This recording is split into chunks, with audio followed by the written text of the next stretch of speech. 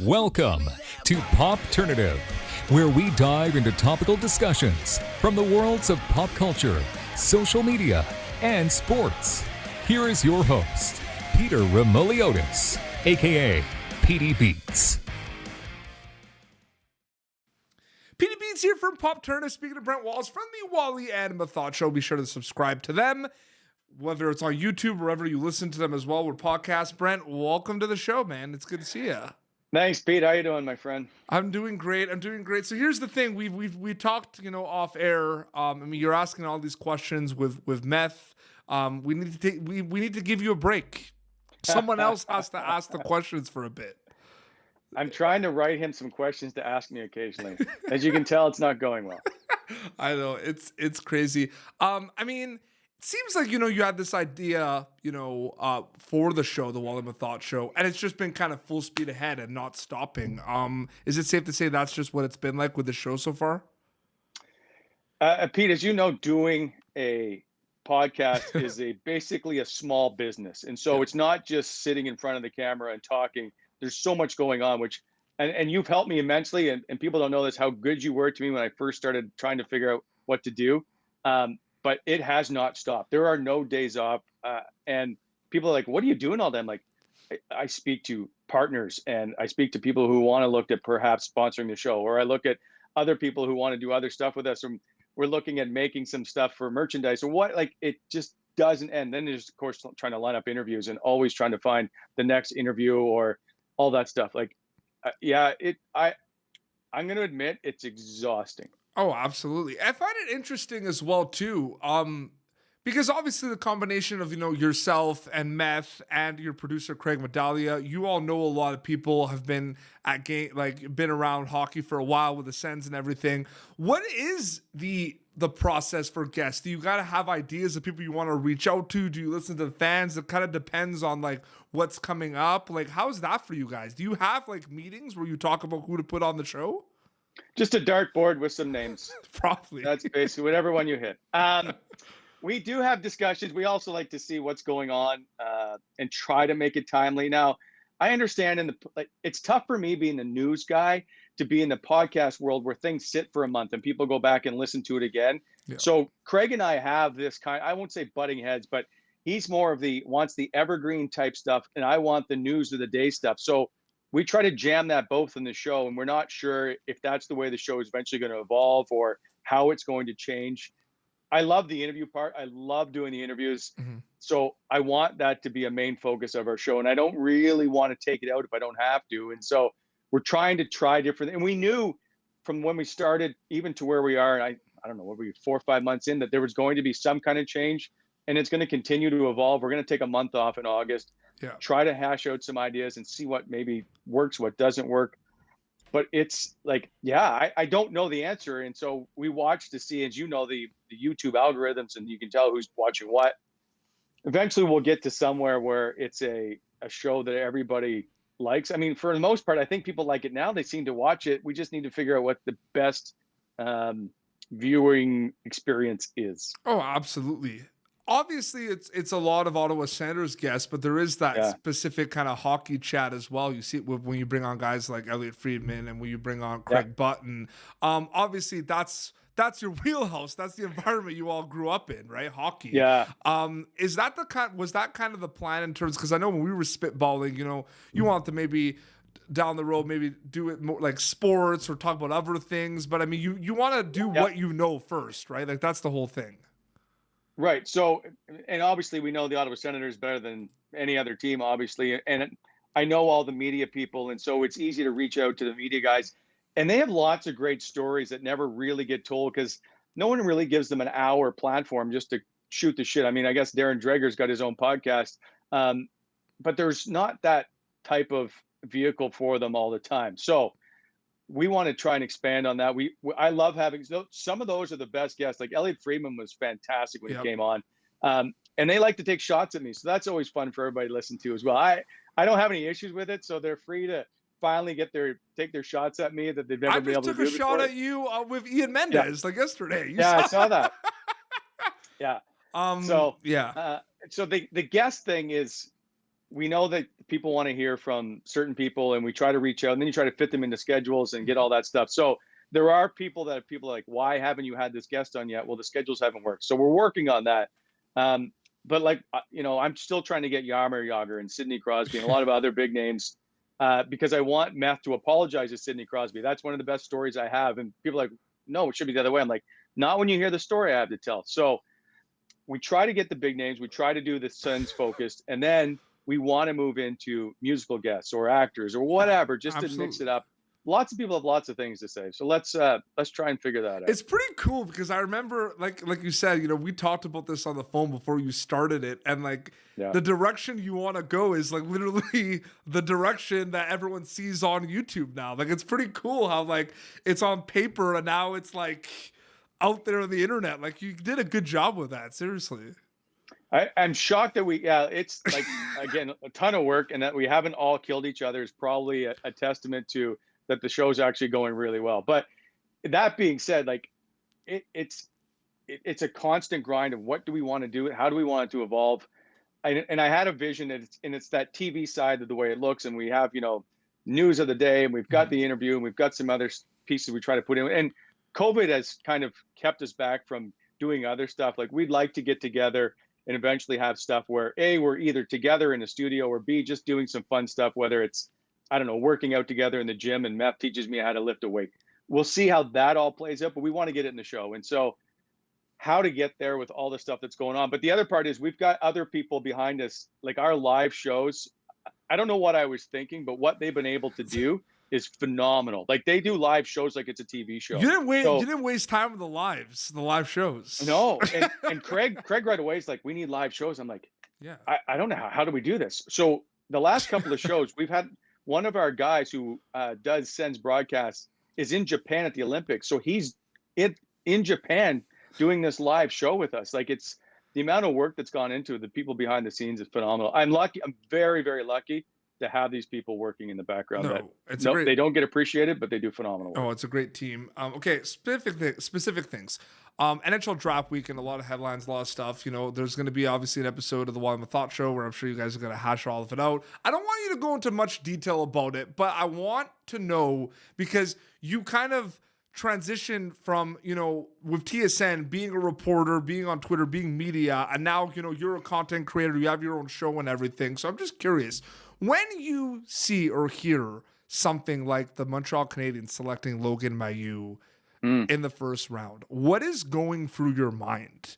Take us through kind of, are you you're thinking about, obviously, something we're going to talk about with Methot. I mean, it's just I'm just curious, what's happening when you see that? It's funny you said, it's almost like nothing went through my mind. It's kind of like, what? Yeah. So I remember typing in the name going, is that the same guy? So and I was like, I know they didn't, did they? And so the only reason I think I found out was because I saw the press release from the Habs send it out first. Like, that's what my first tweet I think I saw was, and I'm like, oh no. So as we have this discussion, it's okay. So I don't have the same feeling that Logan Mailloux should never walk on the face of the earth again, and he should never do anything, and he should sit in his house and just do that the rest of his life. At some point, there has to be rehabilitation. I think, that's what we do in all of society. And we can go back and look at other examples and go, we have to figure out a way to help this kid get educated, move on, and also help the victim. Let's not forget the victim in all of this is the one that really is suffering. So Logan Mailloux tells the NHL, and this is an NHL thing, and it's a hockey culture, and it's probably a sports culture thing. The NHL says, Logan, I know you said you want to take a year off and better yourself, but guess what? We're going to welcome you to the NHL, and you don't have to worry about paying any kind of penalty. In fact, you're a first-round pick, and you're going to make, I don't know, $925K next year when you sign your deal.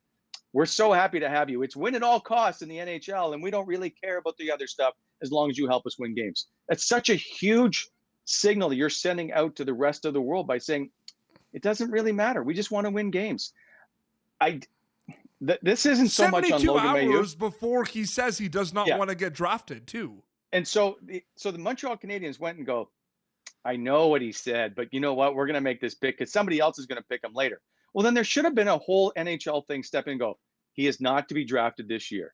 Now, I don't understand all the workings behind the scenes of how to make that happen. But if a kid says, I don't want to be drafted this year, perhaps maybe we can respect this and help him get the help he needs. Mhm. And then we can bring him back. I think if he had had a year off and away from all of this and a chance to, educate and rehabilitate himself, this wouldn't have been as big a deal next year. But now you're bringing the victim through it all over again. And now you're celebrating Logan Mailloux as being this first round draft pick. It's just, it's an awful scenario. And I can't believe we actually went through this. Now, I don't know him. So I don't want to sit here and sound all preachy and cancel culture-ish and all that stuff, because I don't think it's fair. Like, there's lots of people in this world that have made mistakes and have allowed to be to move on with their lives and sort that out. Yes, hockey's a privilege, and it's a privilege to play in the NHL. But for us to sit here and virtue signal is not quite right, because Michael Vick got to play back in the NFL again, and he was lauded, and he was an all-star and treated like a king all over again. So we need to do better to help educate. But I just have an issue with this whole win at all costs, and that's how we're going to play this out. It looks bad on the league, and the league should have to try and answer for this. It does look bad. When the pick was made, the first thing that was said was, on the ESPN broadcast, well, the league's not going to be happy with this. Like that was like the first thing that was said. But they had a choice. Yeah. I think they have a choice. If it's your league, don't you get to control this? Anyway. I'm sure, this would also be brought up again in a soon episode of the Wally and Methot Show. I don't want to steal the thunder a little bit and talk about the Sens picks a little bit, but I'm just curious because every time people are watching drafts, there's a lot of off the board and a lot of guys that, up and down in the rankings and everything. Yeah. I find it interesting too, because obviously, these drafts are, you talked a lot of the Ottawa Senators personnel on your show as well. I mean, there's a plan. There are guys they want. There are guys that they're in contact with all the time. For you've been covering drafts for a while now. Do you kind of just off the board? No, they obviously know what they're they know who they want, right? Like that narrative, all the people, the keyboard warriors, right, with off the board, they know what they want, these teams. So the issue is, because they aren't universally picked, or I guess ranked in this particular order, that you've done a terrible job of selecting these other people. Now, and I brought this up with Meth the other day. His draft in 2003 was stacked. There's 15 players that played 1,000 games, at least it is. Only 44%, however, of that draft actually played in the National Hockey League. Yep. So while we say it's a stacked draft, there's a lot of guesses that go into this draft, and the players don't pan out. So to say that, Trent Mann went off the board and picked a player, well, you don't know that the player ranked 41st that they could have drafted was the guy that was going to be that guy. So until these players in 5 years pan out, until we see what can happen in 5 years, it's tough for us to judge. I think Trent Mann has built up enough equity to us to sit back and go, okay, because none of us know these players. None of us have sat down and had this long conversation with Ben Roger and go, hey, I need to know everything about you. So the internet GMs, Brent, they know everything. I understand, but the thing is, if the Ottawa Senators want to select, this is Trent Mann's job. And if he doesn't do it right, he loses his job. It's that simple. So if they don't believe in what they're doing, then they might as well just leave. But they believe in these picks. So until they prove me wrong, or until they prove everybody that these are the right picks, or wrong, I think we just have to sit and wait and see how this plays out. I just don't know at 18 that you can sit here and go, oh, that guy's a bust, or that. How do you know? You have to develop them. Absolutely. They're 18. Think back to when you were 18. You didn't know anything. You thought you did, but you don't know anything. Exactly. I just think you have to watch and see how this all plays out. Absolutely. Brent, thank you so much for your time. It was great to chat with you. And I think you were one of the first guests when I started this in 2015, but then the whole format changed and now we're back. And the Wally and Methot Show is a great show. You guys have done a good job. So just keep it up. And it's great to see episodes of that for sure. Pete, I just have one question, since you've been doing this so much longer than I have. When do we make $1 million an episode? When does this happen? I'm still waiting. Your guess is better than mine. I'm still waiting as well. So obviously people can watch it on YouTube. Oh, and very quickly, and I'm pretty sure you don't remember this, but it's something I've told you before, but I want my viewers to know this. I mean, you were with TSN at the time, and I was covering the World Cup of Hockey. They had a practice, Team Canada, at the CTC. I don't know if you remember that. And I was covering. The reason I only remember that, Brad Marchand was in Mark Borowiecki's stall, I think it was, and it was just after he injured Boro, and so we were all asking about Brad Marchand being in the Ottawa Senator dressing room. Anyway, that's how I remember absolutely. the story. So I was there covering it. I've never done a locker room scrum press before. Like, I've never done it before. I was covering it for the NHLPA, and you and Ian Mendes specifically, were without me kind of asking you, were telling me what to do and kind of giving me tips, and I didn't ask you, and you didn't have to do that. So I just wanted to say, seriously, I'll never forget that, and thank you very much. Seriously, that does never go unnoticed. I'll never forget that, honestly. And I know Mendes has said the same thing time and time again. If you walk into an NHL room, it's intimidating. Yeah. And if you don't know how this all plays out, you just get left behind, and then you go, I just lost everything I tried to figure out how to do. So it's important for us to remember we were in that same spot. And I covered the Montreal Canadiens before I joined TSN. And I remember going into that room the first time, it just glowed, when the doors open. I was having a tough time. So it is intimidating. So to be able to go, listen, this is how the scrums are going to play out, and this is how it just makes life easier, and you can get your job done, and you get to breathe a little.